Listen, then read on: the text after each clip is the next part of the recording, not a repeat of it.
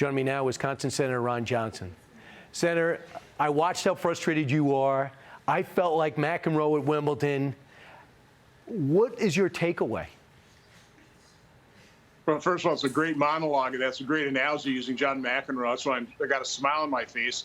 This is nothing to smile about. It is outrageous.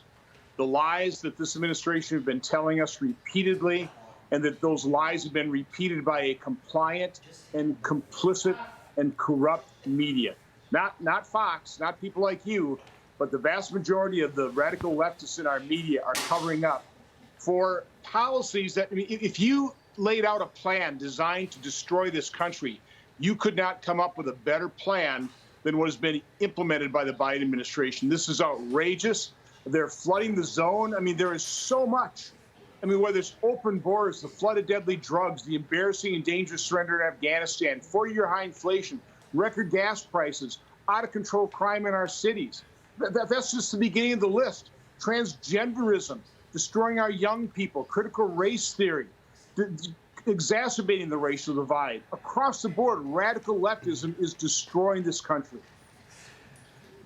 And what makes it worse is they blame Trump and they deny it's there, which makes the frustration and veins pop out of your neck and pop out of your forehead. Let's fast forward to something we learned this week. Through the Weaponization Committee of Government Committee, Mike Morrell was honest, put his hand, took his oath and said, look, I was a CIA guy. I rounded up the 51 intel agents, intel experts to sign off and say the Hunter Biden laptop was classic Russian disinformation. And I was asked to do it by Antony Blinken.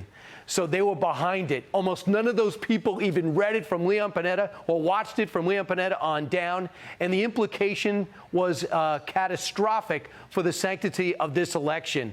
This surprised you. Why? I thought it was probably Clapper or Brennan. Didn't really surprise me as Morrell. I just didn't know who it was. I knew it was obviously a setup.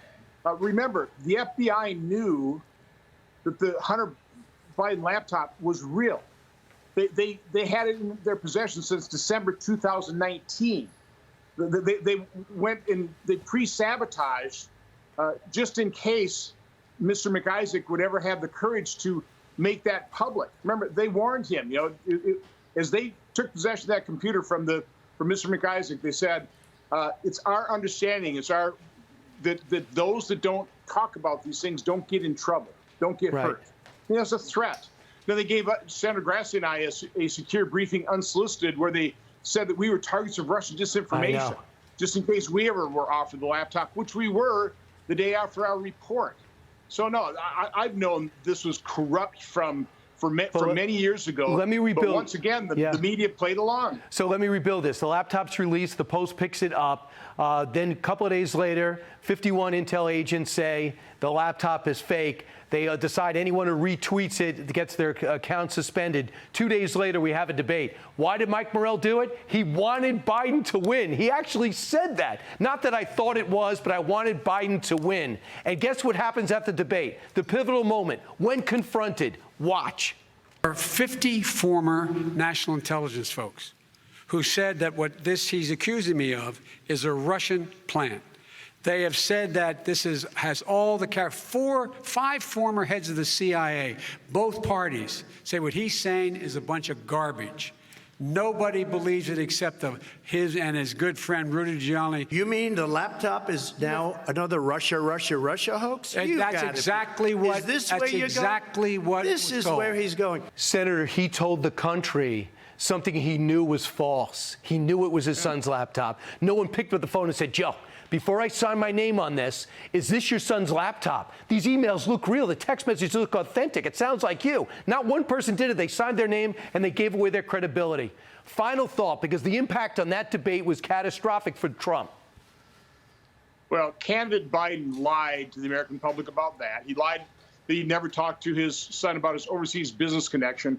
That letter that claimed that the computer had all the earmarks of a Russian information campaign was an information campaign perpetrated by U.S. intelligence officials, interfered in our election to a far greater extent than anything Russia or China have ever done or could do to our election. And we are now suffering results of the Biden administration destroying this country. Senator, you would have been all over this had you held on to the Senate, but you lost Georgia, you lost your power, but now at least the House has it back. And now we're listening. Other networks are actually picking this up now. Senator Ron Johnson, thanks for not giving up. Have a good day. You got it. Hey, Sean Hannity here. Hey, click here to subscribe to Fox News YouTube page and catch our hottest interviews and most compelling analysis. You will not get it anywhere else.